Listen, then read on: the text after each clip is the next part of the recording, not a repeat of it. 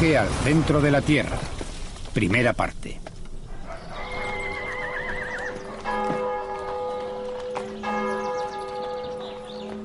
Amiens, una pequeña ciudad cercana a París, Francia, fue el hogar de uno de los escritores más imaginativos de todos los tiempos.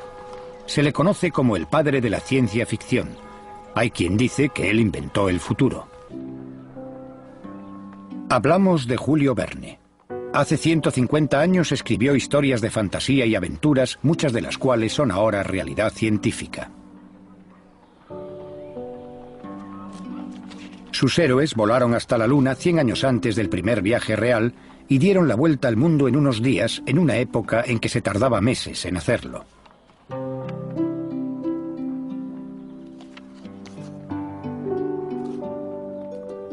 En 20.000 leguas de viaje submarino, imaginó un navío que surcaba los 7 mares y permanecía sumergido durante largos periodos. Un siglo después, ese sueño se hizo realidad. Igual que la revolucionaria nave de Verne, el primer submarino nuclear de la Marina estadounidense se llamó Nautilus. Una de las historias preferidas de Julio Verne versó sobre aventuras más cercanas a su hogar. Se sintió fascinado por los relatos que leyó de personas que se atrevían a aventurarse en el interior de la Tierra a través de túneles y cavernas. ¿Pero qué pasaría, se preguntó, si pudiesen adentrarse más, mucho más? Los conocimientos científicos de Verne y su prolífica imaginación se combinaron perfectamente en Viaje al centro de la Tierra.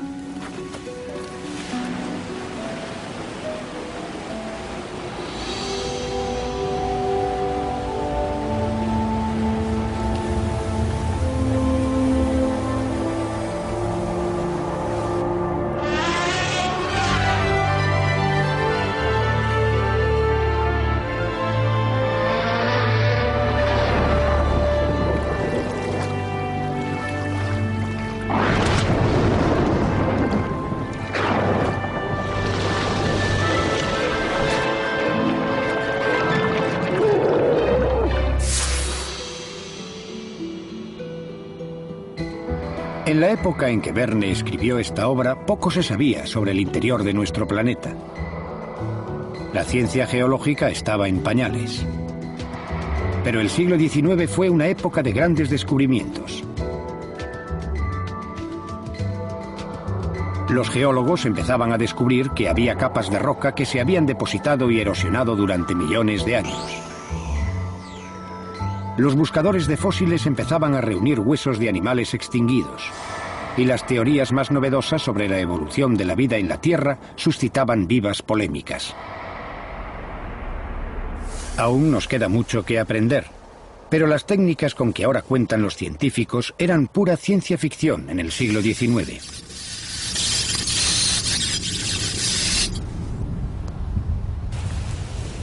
Recogemos gas de los volcanes y lo analizamos con tanta precisión que sabemos lo que está ocurriendo en el interior.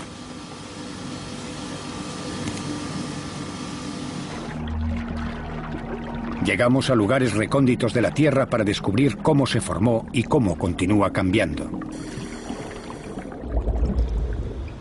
Y aprendemos más sobre el centro de la Tierra recreándolo en el laboratorio. Sin embargo, aún no hemos averiguado cómo viajar hasta allí. El centro de la Tierra es una enorme bola de hierro llamada núcleo interno. Un núcleo externo de hierro fundido gira alrededor de él. A continuación está el manto, una capa de roca fundida de 2.900 kilómetros de espesor que se desplaza lentamente. La superficie es la corteza, la capa de rocas frías sobre la que vivimos.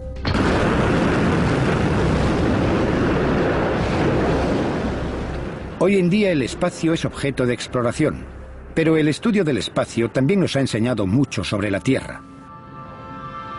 Los satélites miden la gravedad, observan el clima e incluso desvelan que nuestro planeta está aumentando unos centímetros en el centro. Pero el espacio interior de la Tierra sigue siendo tan misterioso como el cosmos en general.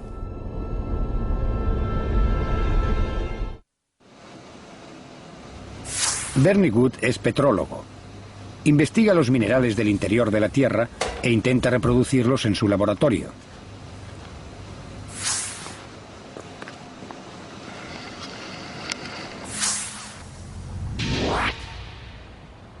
Rob van der Hilst es un sismólogo de origen holandés. Los sismólogos toman fotografías del interior del planeta utilizando ondas sonoras. Los vulcanólogos bailan con la muerte en los volcanes. Recogen muestras para que los geoquímicos descifren la composición química exacta de las rocas. Tim Elliott dirige un equipo de geoquímicos en la Universidad de Bristol, en Inglaterra. Los geoquímicos cogemos las rocas, las disolvemos, separamos los elementos de interés y ellos nos ayudan a datar esas rocas, además de darnos una serie de pistas sobre su procedencia. Los volcanes son la fuente más rica de rocas de las profundidades de la Tierra. El más activo está en Hawái. Esto es lo más cerca que alguien ha estado del centro de la Tierra, el volcán Kilauea. Es una muestra del calor y la fuerza ocultos bajo la superficie de nuestro maravilloso planeta. Este volcán ha estado expulsando lava durante miles de años sin parar. Ha construido la isla sin más ayuda. La roca fundida, llamada magma, asciende desde cerca del núcleo de la Tierra y se abre paso a través de la corteza. La erupción, conocida como pluma, permite que el interior de la Tierra alivie sus gases. Es como una válvula de seguridad. Las erupciones de Hawái están principalmente causadas por una pluma caliente que se eleva desde el interior y se produce porque el material del fondo del manto recibe calor del núcleo, que puede estar 2000 grados centígrados más caliente. Al calentar la pluma, se vuelve menos densa y se eleva a través del manto.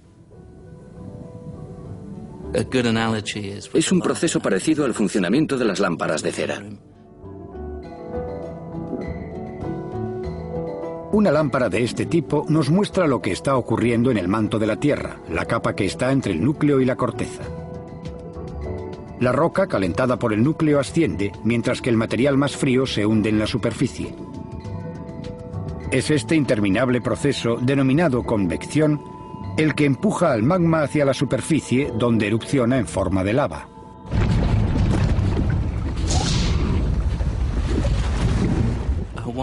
El de Hawái es un ejemplo un tanto especial. Es el volcán más activo que existe. Entra en erupción con frecuencia y su lava es excepcionalmente fluida. Así que la corriente de lava tiende a desplazarse muy rápido y suele pertenecer principalmente al tipo denominado pahoehoe, con una textura atractiva, suave y cordada como la que vemos. La lava puede resultar hermosa, puede construir islas paradisíacas, pero también puede destruir. Aunque rara vez se desvía, cuando lo hace arrasa todo lo que se encuentra en su camino.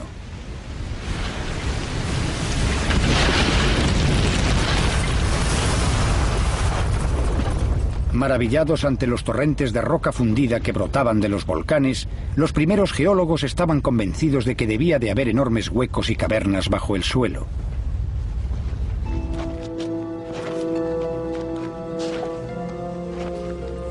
Por eso, Julio Verne hizo que sus exploradores siguiesen cuevas y túneles para ir al centro de la Tierra.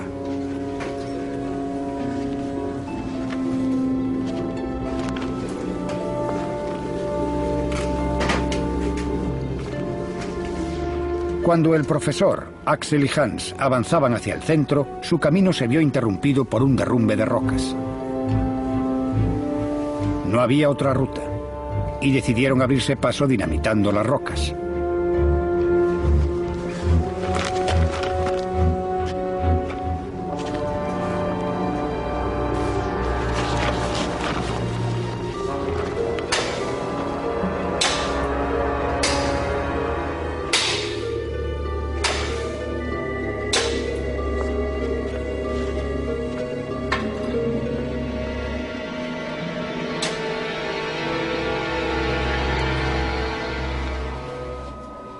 Verne sabía muy bien que la roca fundida atrapada en el interior de la Tierra soporta una gran presión.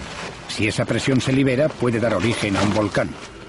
Por eso la voladura era un riesgo.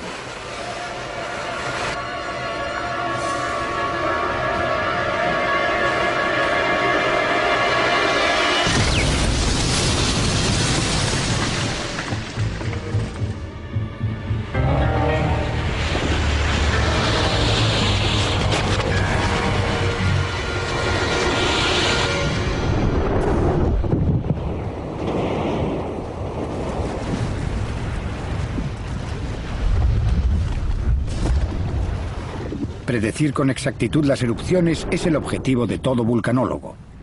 Para obtener los datos necesarios hay que acercarse mucho. Tim Elliott cumple su cometido a 12.800 kilómetros de distancia. Los geoquímicos entramos en acción después de que el material se ha enfriado y luego lo desmenuzamos. Para lo que posteriormente será un análisis extremadamente profundo, Tim Elliott empieza por triturar la lava en una máquina que el propio Julio Verne muy bien podría haber diseñado.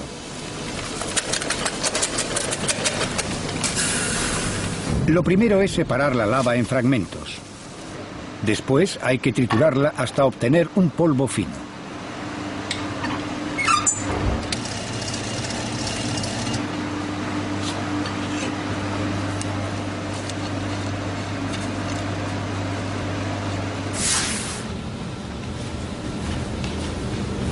Este polvo luego se disuelve con cuidado en ácido fluorhídrico. Este disuelve todos los elementos rocosos y deja solo los elementos básicos. Esas son las partes que interesan a Tim.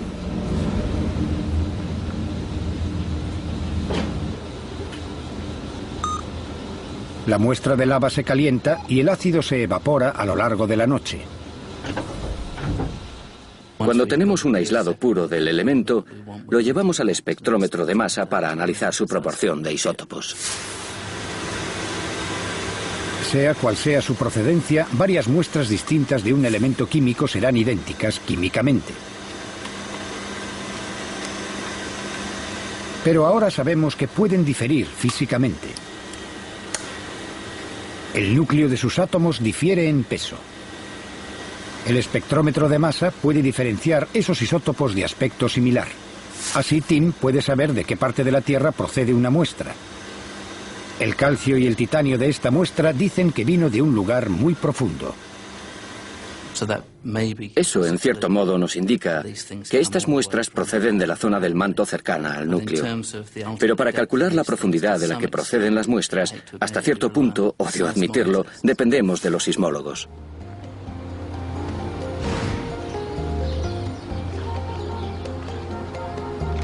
Los sismólogos, como Rob van der Hilst, pueden ver el interior de la Tierra sin ir hasta allí. La sismología es en gran medida la única forma de explorar directamente el interior de la Tierra. Han mejorado mucho los conocimientos sísmicos y la propia observación sismológica, lo cual proporciona imágenes mucho mejores. La sismología es similar a una ecografía con ultrasonidos, que permite ver a un bebé nonato en el vientre de su madre. La imagen puede crearse porque el sonido viaja a través de diferentes partes de nuestro cuerpo a distintas velocidades. Al contrario que este escáner, que genera su propio sonido, la sismología depende de los sonidos naturales que se producen cada pocos minutos. El sonido de los terremotos. Por suerte no percibimos la mayor parte de ellos, pero en realidad se producen 1 millón al año. Y están cambiando nuestra idea sobre lo que ocurre a miles de kilómetros bajo nuestros pies.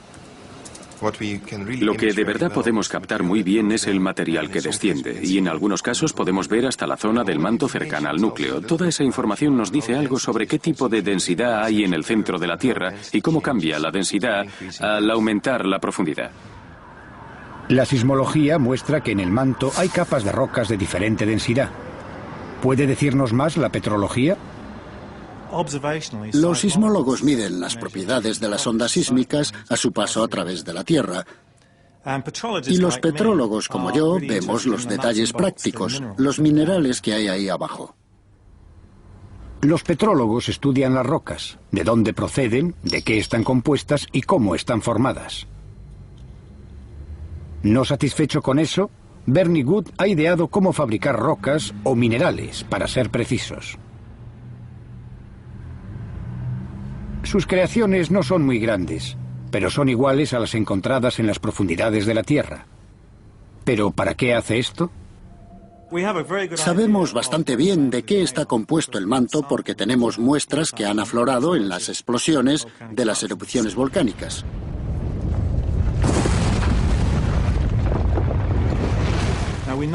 Ahora sabemos de dónde proceden, sabemos a qué profundidad estaban porque los minerales contienen elementos como calcio y aluminio.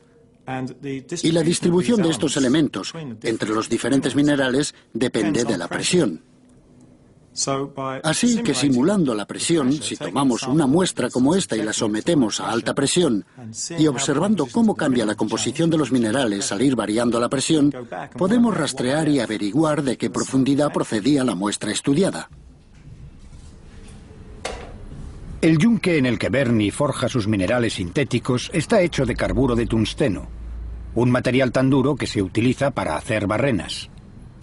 Bernie coloca una diminuta muestra de roca en un receptáculo cerámico, un horno en miniatura, y luego lo rodea de ladrillos. Los ladrillos están diseñados especialmente para concentrar la fuerza que Bernie les aplicará. De esta forma pretende imitar la enorme presión que hay dentro de la Tierra. Durante un periodo de unas 4 o 5 horas, elevamos una fuerza de unas 500 toneladas. Y luego aplicamos la corriente al horno que está rodeado por los ladrillos para elevar la temperatura hasta unos 1700 grados centígrados. El petrólogo aguarda el resultado con tanta inquietud como un cocinero un nuevo plato. Si el calor y la presión son correctos, los elementos se fundirán y formarán una copia exacta del mineral que está estudiando. Esto le dice de dónde proviene. En este caso de 700 kilómetros de profundidad, donde la presión es 250.000 veces mayor que en la superficie.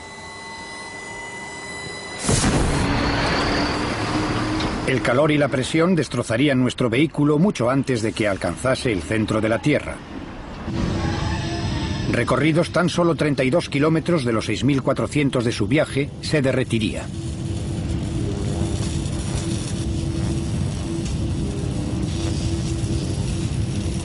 Pero si un día pudiésemos solventar estos problemas técnicos, tal vez podría haber un modo de enviar una cápsula al interior del planeta. Tendríamos que aprovechar la fuerza más poderosa de la Tierra, la deriva de los continentes.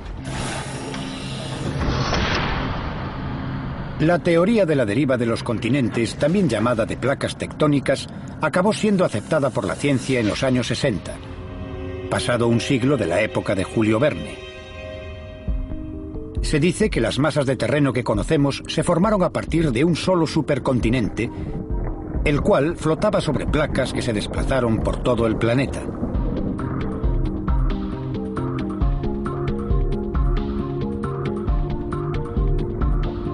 Pero las placas no se han detenido. Dentro de otros 20 millones de años, nuestro mundo tendrá un aspecto muy diferente. Y mientras continúan desplazándose, ocasionan catástrofes. Sobre todo en Japón.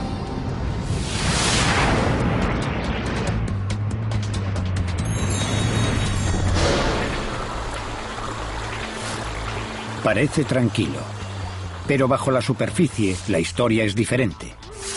La placa del Pacífico y Asia colisionan de frente.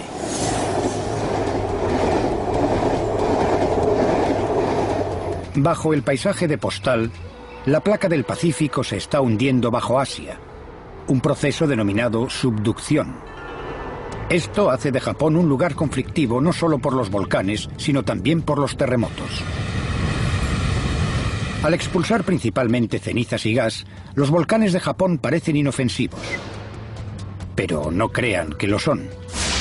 La subducción comba la corteza, mantiene los volcanes activos y provoca seísmos.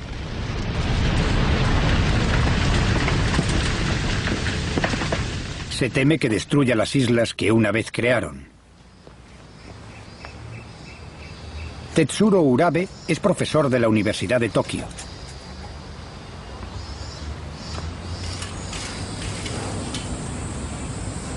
Hace 8 años, un terremoto mató a su madre y a 6.000 personas más. Ahora trabaja en predicción de seísmos. El archipiélago de Japón está situado en el borde occidental del continente euroasiático y la placa del fondo del Océano Pacífico recorre el archipiélago. Así que ese tipo de disposición activa ocasiona todas esas catástrofes naturales, como las erupciones volcánicas y los seísmos. En 1995 se produjo el terremoto de Kobe, en el que murieron unas 6.000 personas. Pero no se predijo. Todas las técnicas sismológicas no pudieron predecir el terremoto. Para predecir mejor los terremotos es necesario saber más sobre sus causas. Una cápsula diseñada para viajar al centro de la Tierra podría ayudar. Si no tuviésemos prisa, podríamos hundirla en la placa del Pacífico y esperar unos cuantos millones de años. Acabaría bajo Japón, gracias a la deriva de los continentes y la subducción. La roca en la que introdujimos la cápsula es sólida, pero también se mueve. Eso es lo que hace el manto. Se desplaza muy lentamente, más o menos 1 centímetro al año. Pero como el cristal, si se golpea con un martillo, se rompe. Y eso es lo que ocasiona los terremotos. A 240 kilómetros bajo tierra, una placa trata de desplazarse contra otra. Se origina una increíble presión hasta que un bloque se rompe y se desliza.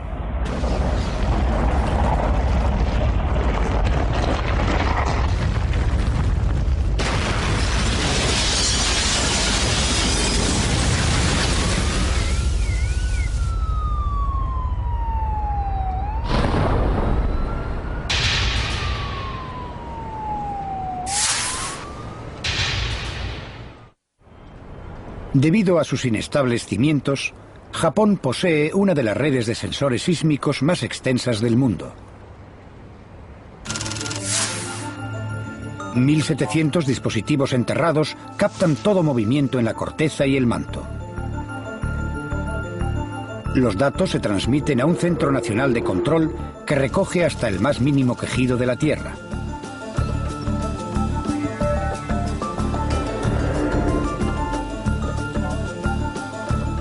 Todos los terremotos, aún los más ínfimos, se cartografían en 3 dimensiones. El objetivo es hallar una pauta que prediga futuros seísmos, porque en Japón se producirá otro de gran envergadura. Se espera que aquí, en Tokio.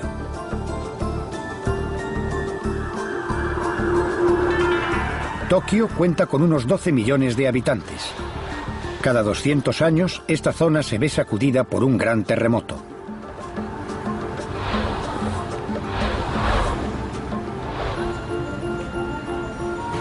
La ciudad está construida sobre una conflictiva intersección, donde se encuentran las 4 placas de la Tierra. Las colisiones subterráneas nunca cesan. Por eso Japón es tan proclive a los seísmos y por eso es difícil predecir cuándo ocurrirán. Es un juego de alto riesgo. Podría haber millones de heridos y muertos. Por eso los científicos han elaborado un atrevido plan: practicar un agujero a través de las placas en contacto. Se trata del proyecto JADGE. JADGE corresponde a las siglas en japonés de Experimento Geocientífico de Perforado Profundo. Se va a hacer un agujero de unos 10 kilómetros hasta la zona de subducción.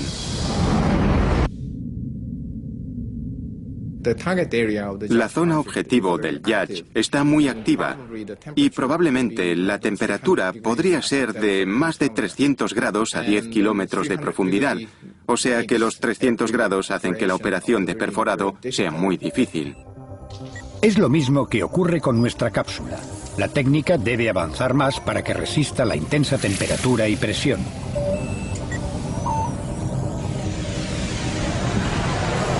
A 2.880 kilómetros de profundidad, la cápsula se acerca a la frontera entre el núcleo y el manto.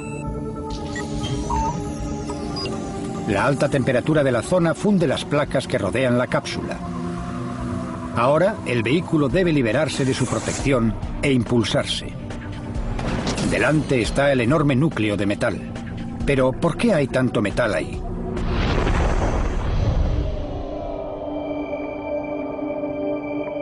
Hace 4.500 millones de años, un asteroide gigante chocó contra nuestro planeta.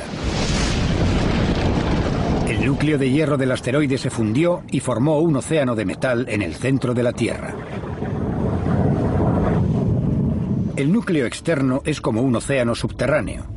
El hierro fundido es tan líquido como el agua y fluye alrededor del núcleo interior en grandes tormentas. Eso es lo que produce el magnetismo de la Tierra. Solo escapa un 1% de él, suficiente para formar un escudo de 60.000 kilómetros de extensión que nos protege de los peligrosos vientos solares y los rayos cósmicos. A veces podemos verlo. Las auroras boreales crean un espectáculo cuando partículas del Sol con carga eléctrica colisionan contra el campo magnético. ¿Pero cómo logra el núcleo producir tanta energía magnética? Einstein dijo que era uno de los más importantes enigmas no resueltos de la física. Tratando de resolverlo en Harvard está Jeremy Bloxham. Pese al hecho de que la humanidad ha conocido la existencia del campo magnético de la Tierra durante más o menos un milenio, seguimos sin comprender bien por qué el planeta tiene un campo magnético y por qué ese campo magnético cambia con el tiempo. La cuestión intrigante que todos queremos despejar mediante la investigación del campo magnético de la Tierra es cómo se genera ese campo, cuál es el mecanismo, qué da origen a un campo que ha existido durante al menos 2.000 millones de años. Hay un geofísico que tiene una teoría radical. Marvin Hendon opina que en el centro de la Tierra tal vez haya un reactor nuclear natural. Uno de los problemas que ha existido en la ciencia es averiguar cuál es la fuente de energía que alimenta el campo magnético de la Tierra. Hendon duda de que solo se trate de una bola de hierro que lleve enfriándose 4.500 millones de años. La energía existente es enorme, suficiente para mantener el campo magnético, mover continentes y provocar volcanes y terremotos. Hendon sospecha que hay algo mucho más potente ahí abajo. Una de las consecuencias que sugerí en un principio era la posibilidad de que los cambios que observamos en el campo geomagnético puedan tener origen en los cambios de producción de energía del reactor nuclear. ¿Podría explicar esto los drásticos cambios que nuestro planeta ha experimentado, como la extinción de los dinosaurios? ¿Podría ser que la fusión de los casquetes polares esté provocada por una emisión de calor del núcleo interno? Porque, al contrario que un núcleo de hierro, uno nuclear puede fluctuar. Un reactor nuclear puede desactivarse por sí solo y volver a activarse de nuevo. Su fuerza energética varía o puede permanecer constante. Las ideas de Hendon son polémicas. Pocos apoyan su teoría y el debate continúa. Pero hay algo indiscutible, que el campo magnético está cambiando. Y las mediciones demuestran que lleva haciéndolo algún tiempo. Hay varias técnicas que podemos usar para ver cómo está cambiando el campo. Contamos con mediciones modernas hechas desde naves espaciales que están en órbita específicamente para medir el campo magnético. Contamos con observatorios magnéticos permanentes instalados en varios lugares del mundo que hacen constantes mediciones del campo magnético. Pero ese tipo de mediciones solo nos dice qué está ocurriendo en una escala temporal que abarca décadas o acaso un siglo en los observatorios más antiguos. Sin embargo, el campo magnético ha estado cambiando a lo largo de un periodo de tiempo mucho mayor. Así que lo que necesitamos es averiguar cómo ha cambiado este campo a lo largo de los siglos. Por suerte, los navegantes dependieron bastante tiempo del campo magnético y hemos aprendido mucho sobre sus variaciones gracias a sus mapas. Y los cambios continúan. Hoy día, el norte magnético se aleja de Canadá y avanza a través del océano Ártico a un ritmo constante de 16 kilómetros al año.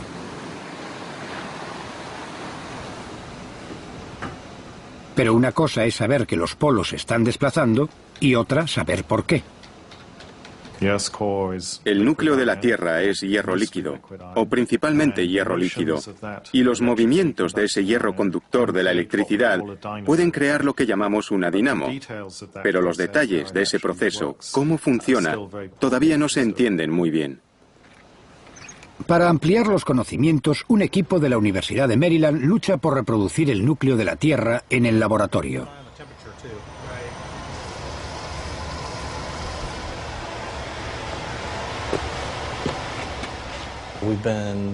Hemos estado efectuando una serie de experimentos cada vez más largos y con mayor potencia para conseguir los mismos parámetros que se dan en el núcleo externo de la Tierra y tratar de comprender cómo genera la Tierra su campo magnético. Hay, desde luego, tres cuestiones que tratamos de dilucidar en los experimentos. Nos gustaría saber qué lo activa y qué potencia tiene el campo magnético de la Tierra. Además, nos gustaría comprender su origen y poder predecirlo. Y por último, quisiéramos saber cuáles son los límites de tener una dinamo en un planeta. ¿Por qué la Tierra tiene una dinamo y Venus no?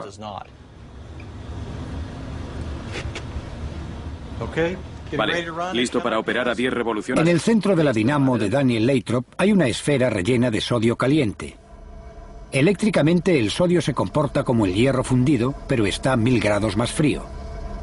Una hélice causa similares turbulencias a las que se cree que provoca la rotación de la Tierra.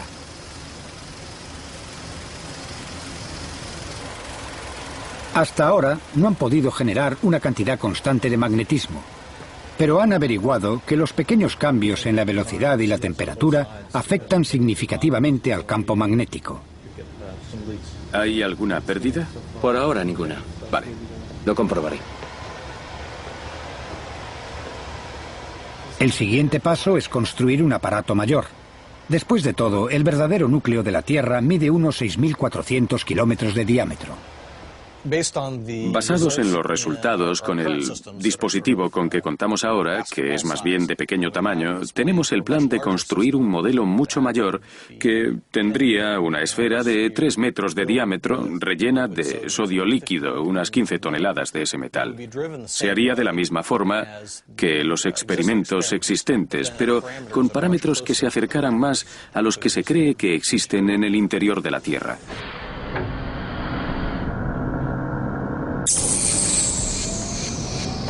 La cápsula que construimos para nuestro viaje al centro de la Tierra se autopropulsa tras ser impulsada a través de la roca.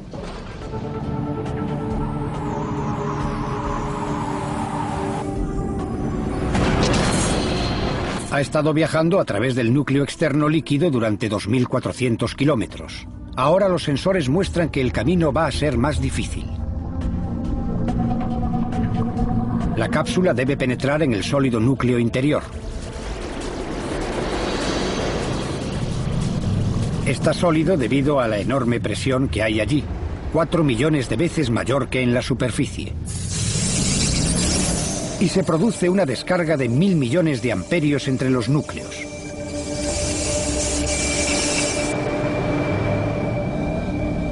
Este, por fin, es el término del viaje. El centro de la Tierra. El único lugar del planeta sin gravedad.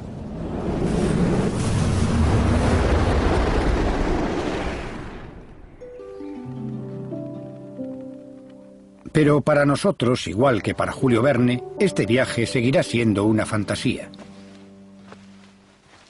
La influencia de Julio Verne en el mundo ha sido inmensa.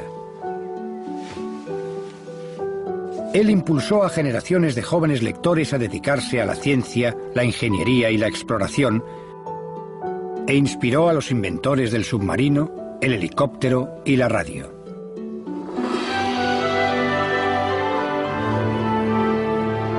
La aventura de Verne llevó al profesor Lidenbrock, a Axel y a Hans a un increíble viaje. Fue pura fantasía, pero como todas las novelas de Verne, estaba basada en los más recientes conocimientos científicos. En aquel momento en los colegios no se enseñaba ciencia. Los libros de Julio Verne se utilizaron para suplir ese vacío. Al término de su viaje, Verne hizo que sus exploradores saliesen relativamente sin daño por un volcán en erupción situado en el Mediterráneo.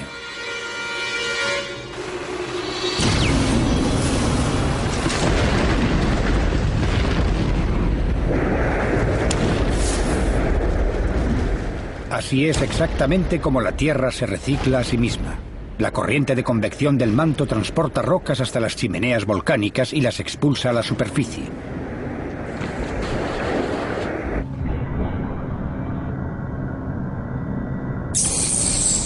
Si Julio Verne hubiese seguido escribiendo hoy, es probable que hubiese enviado a sus héroes al centro de la Tierra en algún tipo de vehículo, igual que hizo en muchas de sus historias.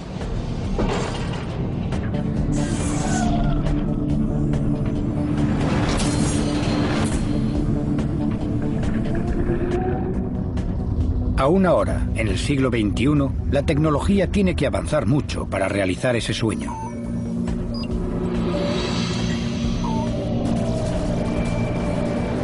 Julio Verne una vez dijo que su mente estaba llena de ideas improbables, pero que todo lo que un hombre es capaz de imaginar, otros serán capaces de realizar. Si estaba en lo cierto, tal vez un día podamos realizar un viaje hasta el centro de la Tierra.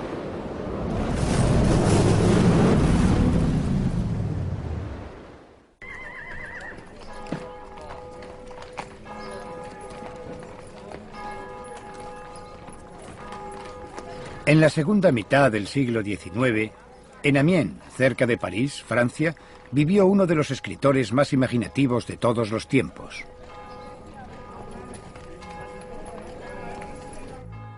Hoy, Julio Verne está considerado en el mundo entero como el padre de la ciencia ficción. Y algunos creen que no solo predijo el futuro, sino que lo inventó.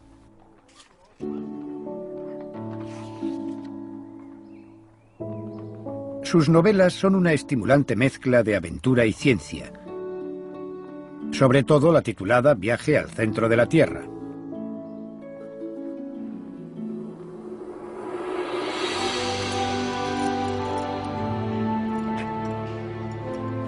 Los héroes de Julio Verne, en busca de un mundo subterráneo, eran el profesor alemán Otto Lidenbrock, su sobrino Axel y su guía islandés Hans.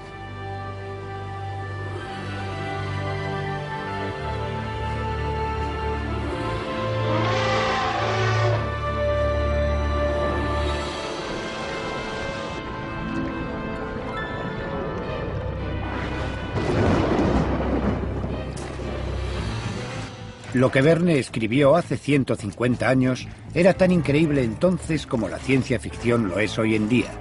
Sin embargo, gran parte de ello se hizo realidad. Se ha convertido en hechos científicos.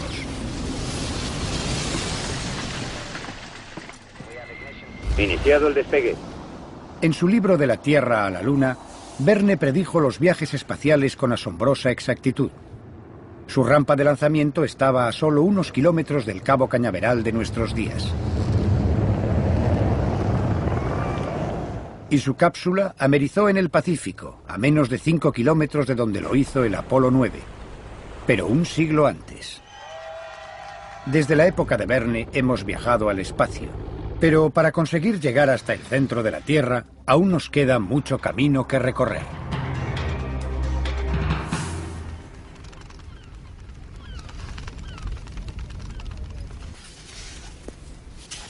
¿Quién no ha soñado de niño con cavar un agujero en el suelo y salir por el otro extremo del mundo? Si pudiésemos hacerlo, ¿dónde acabaríamos? Penetrar por un agujero hecho en España nos llevaría hasta Nueva Zelanda. Argentina se comunicaría con China. Y desde Miami podríamos llegar a Perth, en Australia. Si estos túneles fantásticos fuesen reales, podríamos saltar dentro y dejar que la gravedad hiciese el resto. La gravedad haría que cayésemos rápido hacia el centro. Y luego disminuiría nuestra velocidad, permitiéndonos salir por el otro extremo tras recorrer 13.000 kilómetros. Si pudiésemos cavar un hoyo así, ¿qué encontraríamos? En el centro de la Tierra hay una enorme bola de hierro denominada núcleo. Un núcleo externo de hierro fundido lo rodea. A continuación está el manto, una fina capa de roca fundida de 2.900 kilómetros de espesor que se desplaza lentamente. En contraste, la corteza, la parte sobre la que vivimos, es delgada. De hecho, está quebrada en fragmentos denominados placas. Las placas de la corteza siempre están en movimiento, impulsadas por el inimaginable calor del núcleo terrestre. Cuando chocan, el impacto transforma paisajes llanos en cañones, abismos y montañas. El Himalaya mide casi 9.000 metros de altura y crece 1,5 centímetros al año a medida que la India empuja al resto de Asia.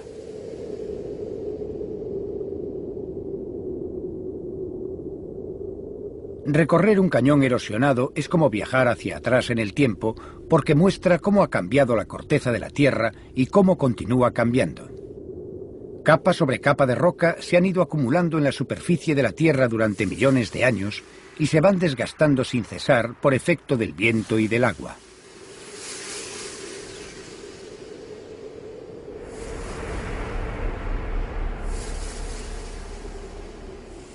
Sabemos que hay 6.400 kilómetros hasta el centro de la Tierra, pero ¿cuánto se tardaría en llegar?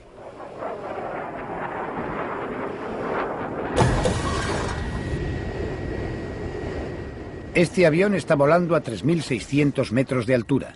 Los paracaidistas descenderán 2.100 metros antes de abrir sus paracaídas.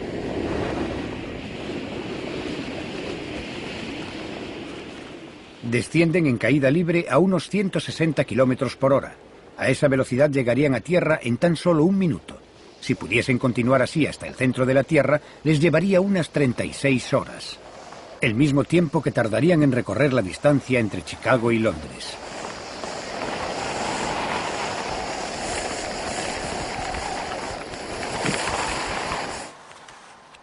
Julio Verne había leído con avidez sobre el arte rupestre y los antiguos restos humanos que los espeleólogos estaban descubriendo en los Pirineos franceses. Aquello fue la inspiración para Viaje al centro de la Tierra. Pero como era un hombre de gran curiosidad, Verne se preguntó qué pasaría si sus exploradores se adentraran más en la Tierra.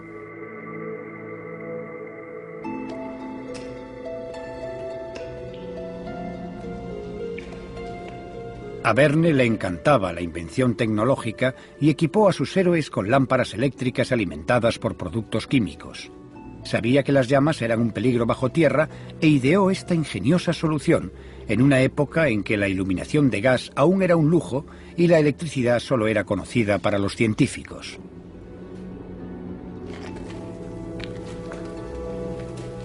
Los geólogos de la época pensaban que los volcanes en erupción dejaban cuevas gigantescas y túneles bajo tierra. Verne los utilizó como ruta hacia el centro de la Tierra. Le fascinaba la geología e hizo que sus exploradores pasaran entre ricos filones de minerales y metales preciosos y por catedrales de estalactitas y estalagmitas construidas por la cal de miles de millones de gotas de agua.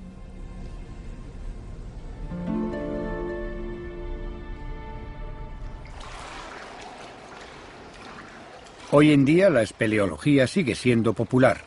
Se cree que 9 de cada 10 cuevas están aún por descubrir.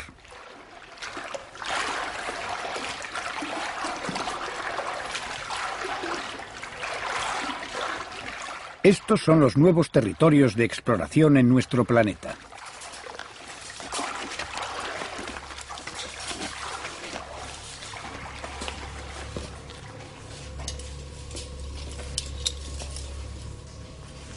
Con cuidado. Despacio. En la actualidad sabemos que no podemos ir hasta el centro de la Tierra de esta forma. Las cuevas más hondas tienen solo unos 1500 metros de profundidad.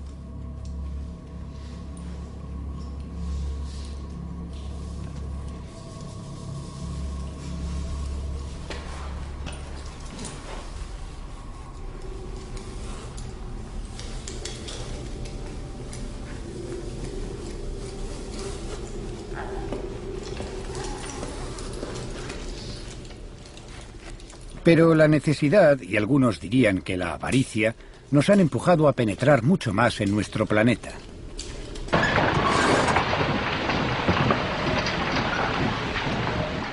Durante siglos hemos explorado la corteza terrestre en busca de tesoros minerales. Las primeras prospecciones empezaron como simples agujeros en el suelo, pero a medida que los depósitos de la superficie se iban agotando, tuvimos que profundizar más, así que se excavaron pozos y túneles. Y si el premio resultaba lo suficientemente grande, compensaba haber descendido semejante trecho.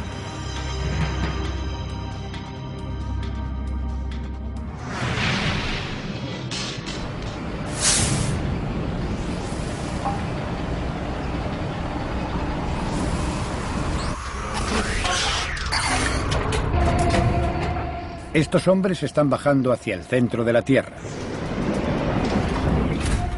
Van en busca de oro, un metal con suficiente valor como para excavar más de 3 kilómetros para extraerlo. La mina es tan profunda que el cable se rompería por su propio peso si fuese continuo. Por eso los mineros cambian de montacargas a medio camino.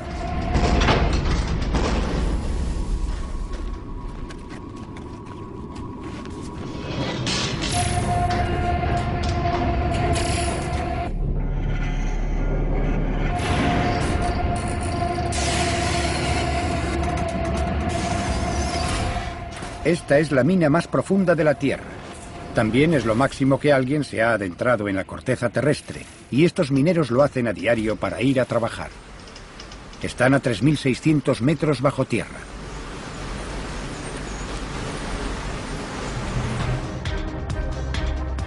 Hay una forma de bajar todavía más y no hace falta excavar, pero sí es necesario bucear.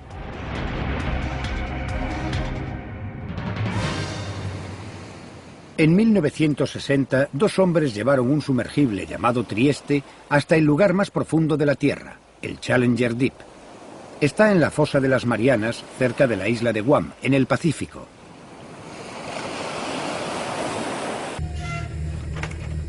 Jacques Piccard y Don Walsh son los únicos que han estado a esa profundidad. Hay más personas que han pisado la Luna. Desde el descenso de Piccard y Walsh, nadie ha vuelto a bajar a tal profundidad. Aquí el océano es más profundo que la montaña más elevada de la Tierra. El fondo marino está tan lejos de la superficie como la altura a la que viajan los aviones, 12 kilómetros. ¿Pero a qué distancia del centro de la Tierra están estos lugares? Los espeleólogos gatean y se abren paso a 1500 metros bajo tierra. Todos los días los mineros viajan hasta la mina más profunda del mundo. Y en 1960 el Trieste descendió al lugar más profundo de la Tierra. Pero hay 6.300.000 metros hasta el centro de la Tierra. Apenas hemos arañado la superficie. De hecho, hay una forma de batir todos los récords sin tan siquiera excavar un agujero. Para los que no les importa hacer ejercicio, lo más cerca que podemos llegar hoy día al centro de la Tierra es el Polo Norte. Declaro que esto es el epicentro del Polo Norte. Ello es debido a que el mundo no es redondo, sino ligeramente elíptico. La fuerza centrífuga hizo que el planeta se abombara alrededor del ecuador mientras se enfriaba y se hacía sólido. Los satélites nos dicen que el abombamiento todavía continúa a medida que el nivel del mar se eleva.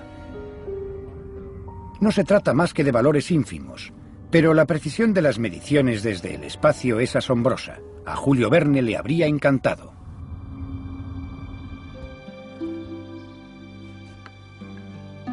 Al escritor le cautivaba la exploración, sobre todo de las regiones polares. Todavía estaban por explorar. Sin desanimarse, Verne escribió Las aventuras del capitán Hatteras. En ese libro, su héroe americano se convierte en el primero en llegar al Polo Norte. En 1909, unos años después de la muerte de Verne, un americano, el comandante Robert Peary, fue el primero que logró la misma hazaña en la realidad. El siglo XIX fue una época fructífera para los científicos que estudiaban la Tierra.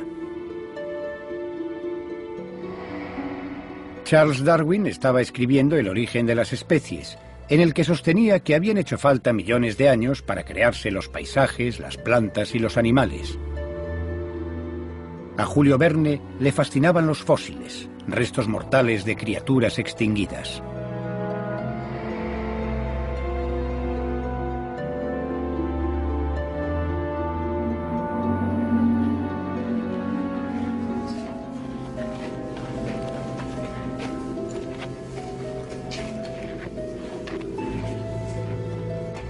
En su novela, Verne creó una escena en la que el profesor Axel y Hans encontrarían algo más que huesos antiguos.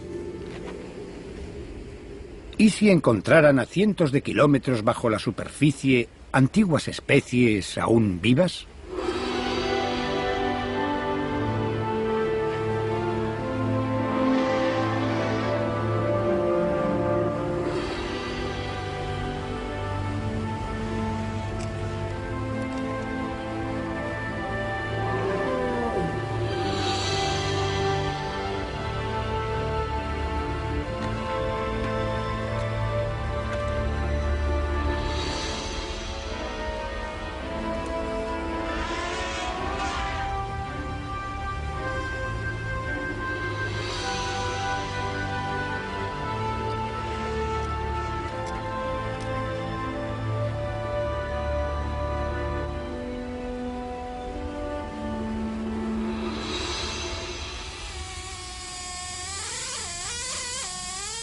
Hoy en día los restos de criaturas extinguidas siguen apareciendo en todo el mundo y siguen descubriéndose nuevas especies.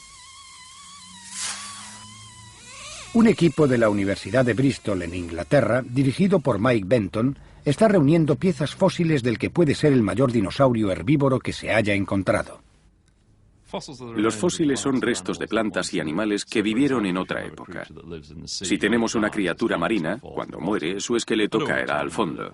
Pasado el tiempo, los huesos quedarán limpios de carne por los carroñeros y después acabarán enterrados por la arena y el cieno. Después, a lo largo de cientos de años, debido a la presión de nuevos sedimentos, los minerales penetran en el hueso y ya tenemos un fósil.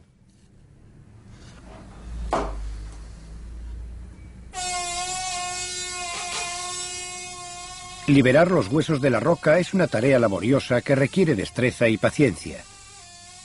La tecnología moderna no ofrece ningún tipo de atajo. Los fósiles pueden decirnos muchas cosas. Se pueden usar para que nos digan la antigüedad de las rocas, porque hay distintas criaturas que vivieron en diferentes épocas. También se pueden usar para reconstruir cómo era la vida entonces. Así que el paleontólogo es como un detective, que observa estos fragmentos de plantas y animales antiguos, los reúne mediante sus conocimientos de anatomía, comparándolos con formas modernas, y hace que el pasado cobre vida.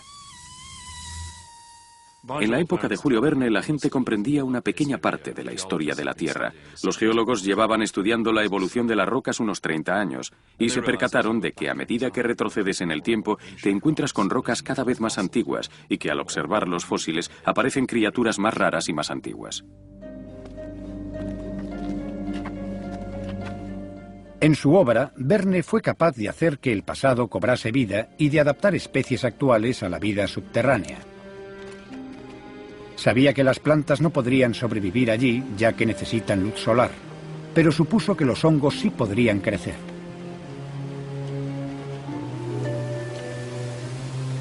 Debido a la mayor temperatura y humedad de las profundidades, Verne hizo que sus héroes se encontrasen con setas de extraordinarias proporciones.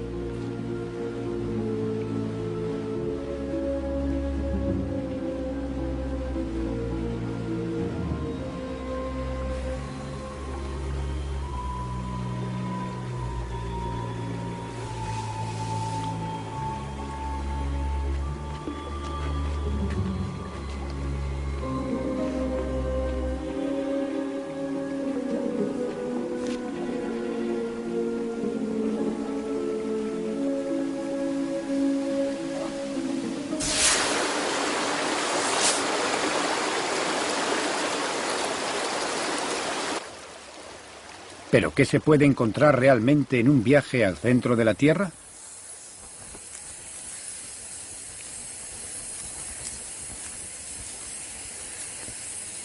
Los murciélagos son los moradores cavernarios más conocidos, pero solo utilizan las cuevas como hoteles y salen por la noche para alimentarse. Hay que adentrarse más para encontrar vida más extraña.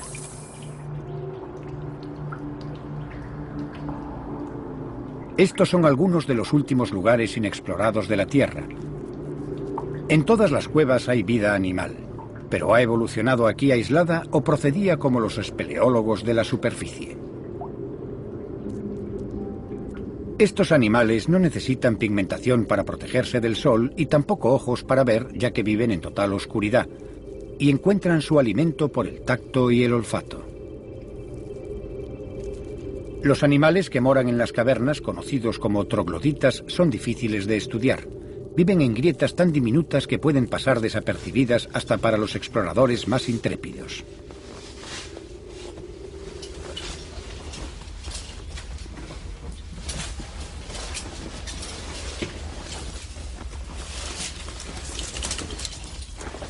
John Parks es geomicrobiólogo. Para trabajar con estas esquivas formas de vida, se enfrenta a un viaje que la mayoría de la gente procuraría evitar por todos los medios. Claro que encontramos vida bajo la Tierra, pese al hecho de que cuanto más desciendes, mayor es la presión y la temperatura. Pero se trata de criaturas muy pequeñas, organismos microscópicos, sobre todo bacterias. Y esos organismos pueden sobrevivir a esas condiciones. De hecho, algunos pueden vivir a temperaturas tan altas como 113 grados centígrados, una temperatura más alta que la del agua hirviendo. Lo asombroso de la vida en la subsuperficie es que el primer cálculo de la población total de estas bacterias indica que representan el 70% de todas las bacterias de la Tierra. Así que la mayoría de las bacterias vive en la subsuperficie, no están en la delgada placa próxima a los animales y plantas que no son familiares. ¿Pero de qué se alimentan estas bacterias? Los nuevos descubrimientos indican que tal vez de la misma tierra. En la época de Verne, la ciencia creía que todas las cuevas las creaba el agua, que iba desgastando la roca. ¿Pero es correcta esta creencia? Estas cavernas se formaron hace millones de años, antes de que se elevase el nivel del mar. Ahora solo son accesibles a intrépidos científicos buceadores como Sam Smith. Ella cree que no es el agua lo que desgasta la roca, sino las bacterias. Creo que sin las bacterias, las cuevas y calizas no existirían, porque las bacterias son precisas para crear ácido carbónico u otros ácidos en el terreno donde las cuevas pueden empezar a formarse, y estos ácidos son los que empiezan a excavar la cueva. No hay duda de que, con el tiempo, la erosión del agua también contribuye al proceso, pero las bacterias tienen que estar presentes.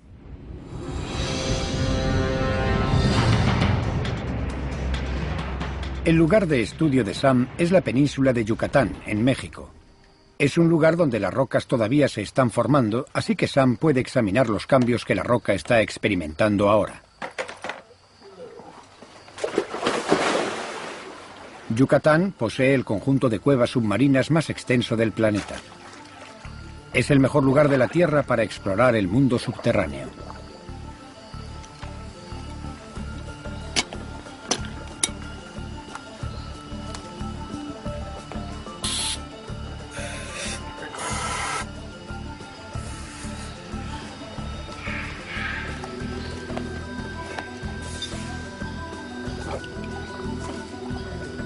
Bueno, a zambullirse.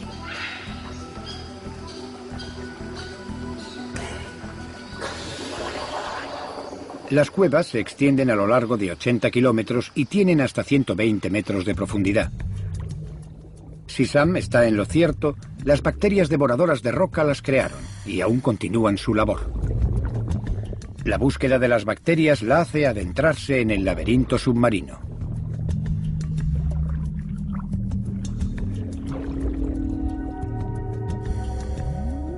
Se trata de un lugar peligroso.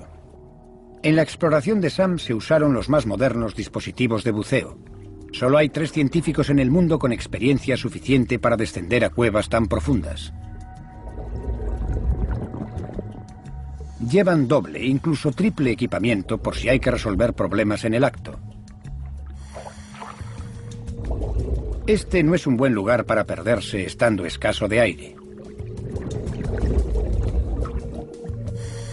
Para encontrar el camino de vuelta a través del laberinto, los buceadores confían su vida a una telaraña de cables.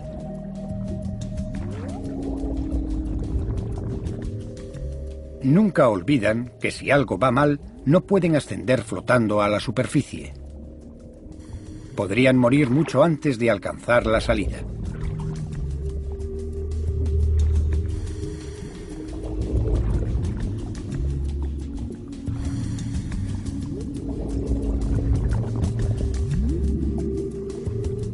Cuando al fin Sam llega a un punto donde las bacterias devoradoras de roca podrían entrar en acción, se asegura de que las muestras que toma sean perfectas. Las muestras de bacterias que tomamos se meten en recipientes esterilizados en un autoclave, o sea, los esterilizamos a presión, o lavamos los recipientes con alcohol etílico que también los esteriliza. Y para tomar nuestras muestras, utilizamos tubos de 10 metros de longitud, tubos de silicona, que principalmente nos permiten tomar una muestra en un punto a 10 metros de distancia de nosotros, lo cual minimiza la posibilidad de que el buceador enturbie el agua. Habiendo llegado tan lejos, es vital que Sam no contamine las muestras con sus propias bacterias. Después de haber recogido las muestras, las llevamos a la superficie de la cueva, donde se ponen en hielo enseguida y se mantienen en él hasta que las llevamos al laboratorio.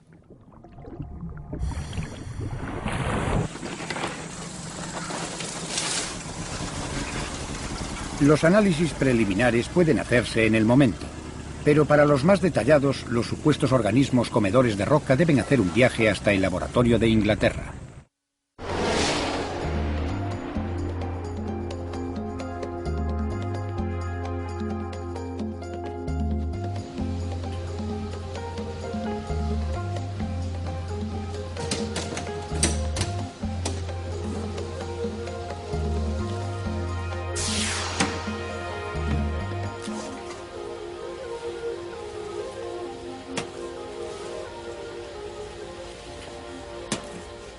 Para efectuar el viaje desde México, las bacterias se enfrían hasta 4,4 grados centígrados y se dejan reposar.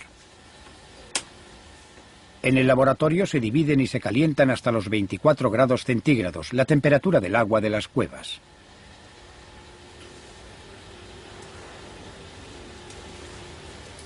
Sam quiere saber cuántas bacterias devoradoras de roca hay. Desea saber si todas son del mismo tipo. Y sobre todo quiere verificar si los ácidos que producen pueden dar lugar a las cuevas.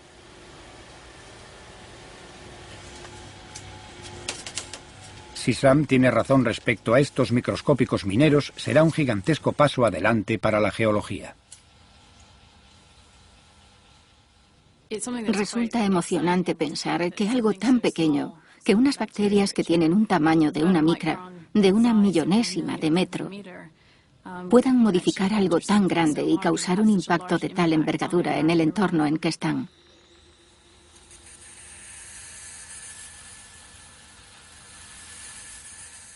Hay bacterias en todas partes, en el aire, el agua, la tierra y el mar. Y en todos los lugares en los que las he buscado, siempre las he hallado. Además, pueden vivir en lugares de calor y frío extremos, e incluso en ácido. Si uno se pregunta hasta qué profundidad se puede ir y seguir encontrando bacterias, es probable que dependa de la temperatura. Pero no hemos alcanzado ese máximo, no hemos estado aún a una profundidad donde no las haya.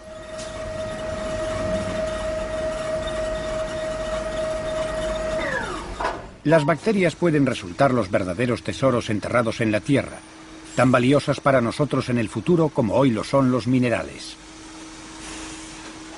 Todos estamos acostumbrados a usar detergentes biológicos en los productos de limpieza.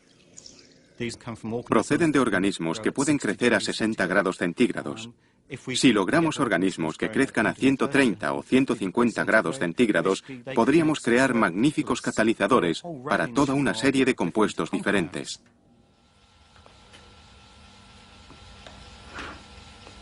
A diferencia de lo que ocurre con algunos minerales, no hay escasez de bacterias. Las encontramos en cualquier sitio que perforemos y a cualquier profundidad. Pueden sobrevivir durante millones de años, enterradas vivas y sin alimento ni oxígeno. Sabemos que dejamos más o menos el 40% del petróleo existente en depósitos bajo tierra. No podemos extraerlo. Y, por ejemplo, si logramos manipular esos organismos de profundidad, tal vez puedan convertir el petróleo en gas. Y después, unos años más tarde, podríamos volver y encontrar un yacimiento de gas extraíble en vez de un yacimiento petrolífero agotado. Las bacterias pueden devorar la roca que rodea los minerales, y ya lo están haciendo en las minas de oro. Hay todo un abanico de biodiversidad en el subsuelo aguardando a que lo descubramos. La idea de usar los microbios para extraer minerales sobrepasa incluso la imaginación de Julio Verne.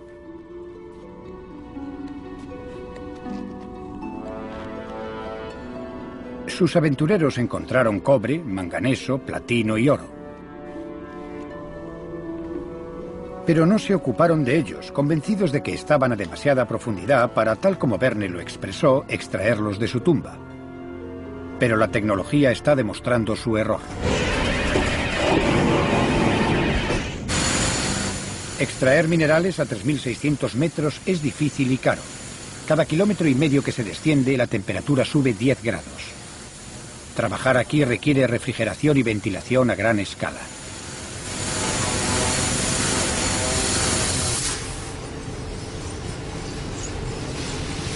La mina consume más electricidad que una ciudad pequeña para producir 80.000 toneladas de hielo al día.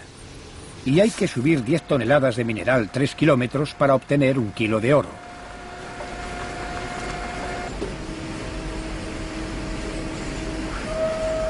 La antigüedad de la roca es la que nos permite excavar aquí.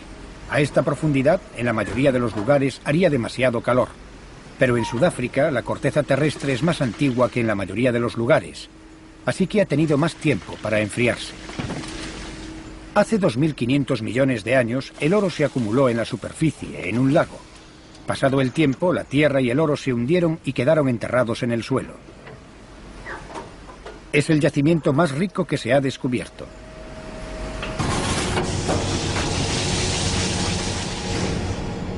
Tres cuartas partes del oro del mundo se han extraído de él, pero eso solo son 2.000 toneladas. Para descubrir por qué los metales como el oro y el platino son tan escasos, debemos retroceder hasta una época en la que toda la Tierra estaba fundida, hace 4.000 millones de años.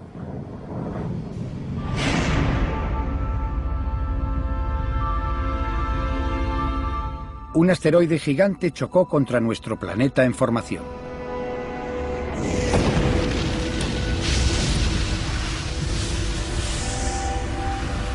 El núcleo de hierro del asteroide se hundió, llevándose los metales de la Tierra con él. Los materiales rocosos más ligeros quedaron girando en torno a la Tierra y posteriormente se convirtieron en nuestra Luna. Por eso la Luna no posee metal en el núcleo. Y por eso el metal es escaso en la corteza terrestre. Llegó mucho después, en meteoritos procedentes del espacio. Si queremos hallar más cantidad de metal, debemos ir al núcleo de la Tierra. Está compuesto principalmente de hierro y níquel, pero un 1% es oro. Puede no parecer mucho, pero el núcleo es tan grande que su oro podría cubrir toda la tierra del planeta, hasta la rodilla. En Sudáfrica, los mineros ya bajan a más profundidad en busca de más oro.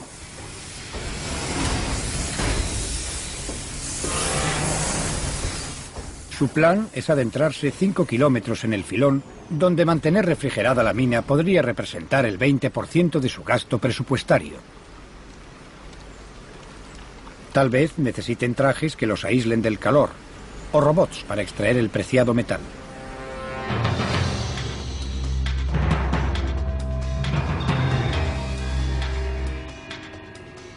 Igual que en Sudáfrica, el noroeste de Rusia cuenta con una de las rocas más antiguas y por tanto de las más frías de la Tierra. Hace 30 años en este lugar se intentó practicar el hoyo más profundo de la Tierra.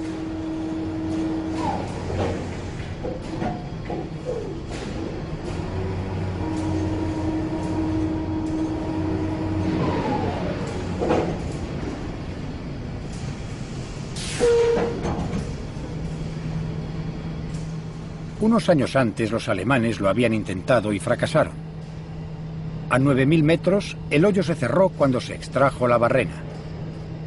La roca era demasiado joven y caliente, aún blanda y sin consistencia.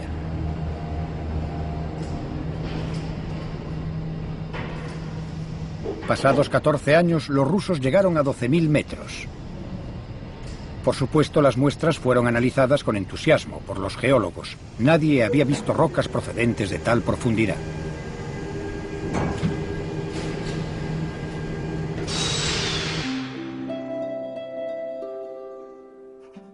En 1860 nadie sabía exactamente qué pasaba a 6.400 kilómetros bajo sus pies, pero Julio Verne había estudiado lo suficiente para saber que viajar al interior de la Tierra sería como retroceder en el tiempo.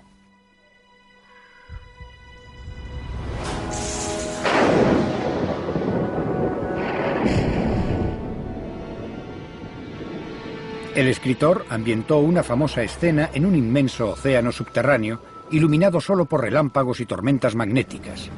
Era todo fantasía.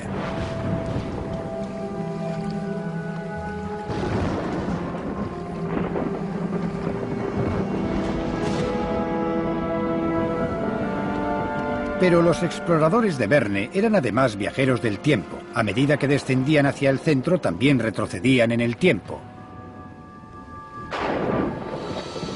Para este episodio, Verne se basó en hechos reales, o casi. Las criaturas que habitaban las profundidades eran reales, hace 200 millones de años.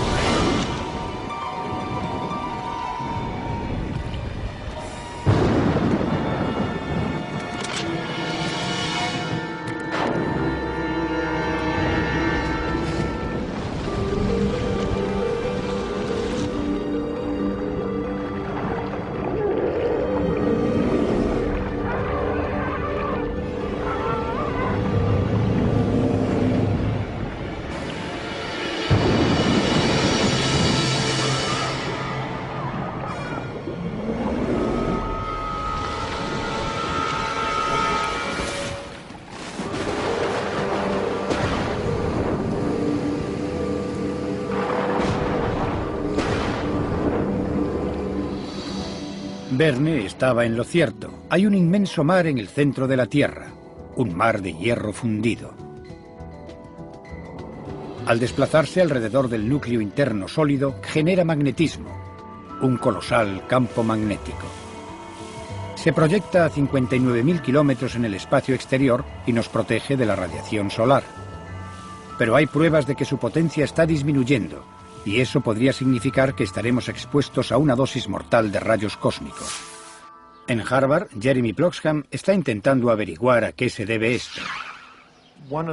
Uno de los objetivos de nuestra investigación en este momento es tratar de hallar un modo de predecir qué va a pasar con el campo magnético en el futuro.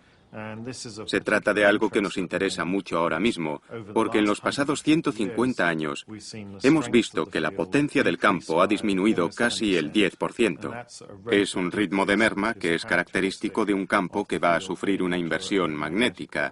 Así que nos intriga saber si el campo magnético acabará invirtiéndose. Un cambio magnético, una inversión, significaría que el polo norte se convertiría en el sur y viceversa. Las brújulas apuntarían al lugar equivocado. La navegación literalmente quedaría del revés. Pero no sería la primera vez que ocurriera esto. Ha habido, tal vez, unas 60 inversiones en los pasados 30 o 40 millones de años. Así que, en el aspecto geológico, son un fenómeno muy frecuente. Solo en el lapso de tiempo de la existencia humana son un fenómeno extraño. ¿Pero qué ocurriría en una inversión? ¿Seríamos capaces de orientarnos? Hoy en día las brújulas magnéticas se utilizan muy poco para la navegación. En su lugar utilizamos satélites GPS que no se verían afectados. Pero antes de la inversión, el escudo magnético de la Tierra se desvanecería, y sin él, los satélites bombardeados por la radiación se incendiarían en el espacio. No solo la navegación humana se iría al traste. Muchos animales se guían por brújulas magnéticas internas para la migración.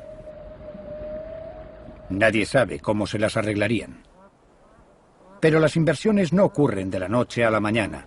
El campo magnético se desvanece lentamente y Jeremy Bloxham lo observa con atención. Hay una serie de técnicas que podemos usar para ver cómo está cambiando el campo.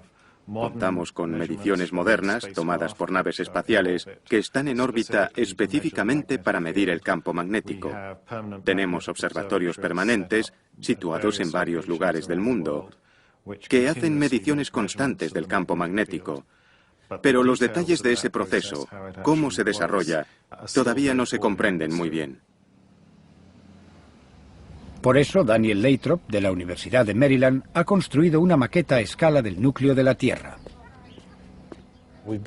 Hemos estado elaborando una serie de experimentos cada vez más largos y con mayor potencia para conseguir los mismos parámetros que se dan en el núcleo externo de la Tierra y tratar de comprender cómo genera la Tierra su campo magnético. Vigila también la temperatura. Vale.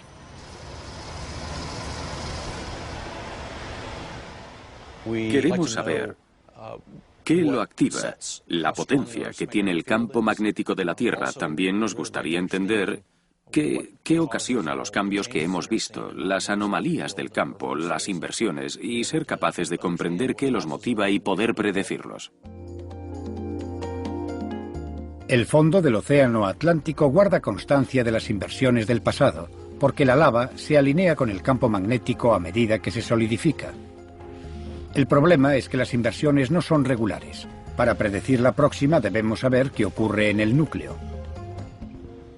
Vale, vamos a girar a 10 revoluciones por segundo. Tenemos dos tipos diferentes de experimentos en los que trabajamos actualmente. En el primer experimento utilizamos unas hélices que remueven el fluido, una hélice en cada extremo, que provocan un flujo de turbulencias. La esfera del centro de la maqueta representa el núcleo de la Tierra. El sodio del interior hace las veces del hierro y las hélices imitan la rotación terrestre. Asegúrate de El ajuste de la velocidad afecta al magnetismo generado. que no haya ninguna fuga. Sí, por ahora no he visto ninguna. Vale. Hasta ahora el equipo no ha podido generar una cantidad constante de magnetismo. Para imitar con más similitud a la Tierra, la esfera tendrá que ser mucho mayor. En el otro experimento, tenemos unas dimensiones más similares a las del núcleo externo de la Tierra. Hacemos rotar rápidamente una esfera que posee una capa de metal líquido. Después, calentamos la parte externa y enfriamos el interior de la esfera y activamos la convección. Es como si tuviésemos hirviendo una cacerola cocinando pasta. En este caso, el movimiento del metal líquido origina las turbulencias que afectan al campo magnético. Einstein insistió en que la incógnita de cómo la Tierra genera tanto magnetismo era el misterio más importante que la física debía resolver. Nadie sabe cuándo ocurrirá la próxima inversión, pero una cosa sí es segura: los polos magnéticos se invertirán.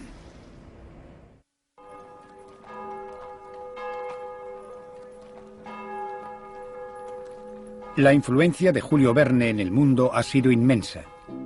Él impulsó a generaciones de jóvenes lectores a dedicarse a la ciencia, la ingeniería y la exploración. Inspiró a los inventores del helicóptero, el submarino y la radio. Es indudable que sus novelas influyeron en las mentes que han cambiado nuestro mundo.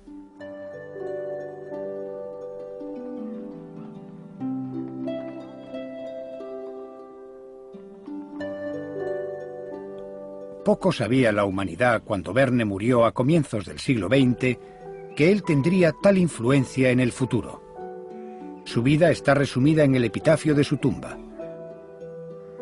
De aquí a la inmortalidad y la juventud eterna.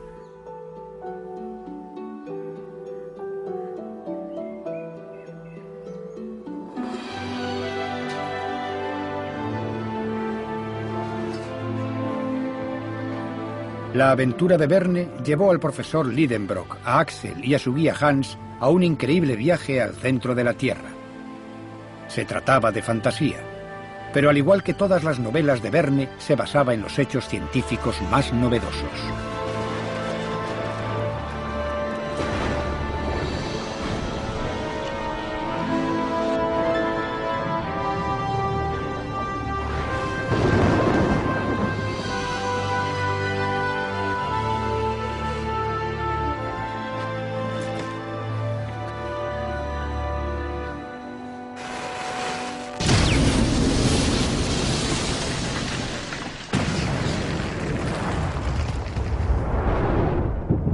Los avances científicos desde la época de Verne han sido asombrosos.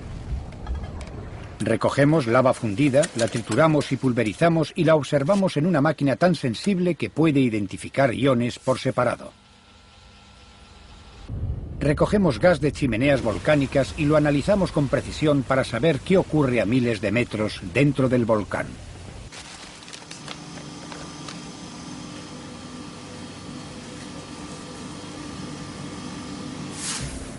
Reproducimos minerales de las profundidades de la Tierra imitando su increíble presión y temperatura. Y aún seguimos descubriendo las formas en que se creó nuestro planeta y continúa cambiando.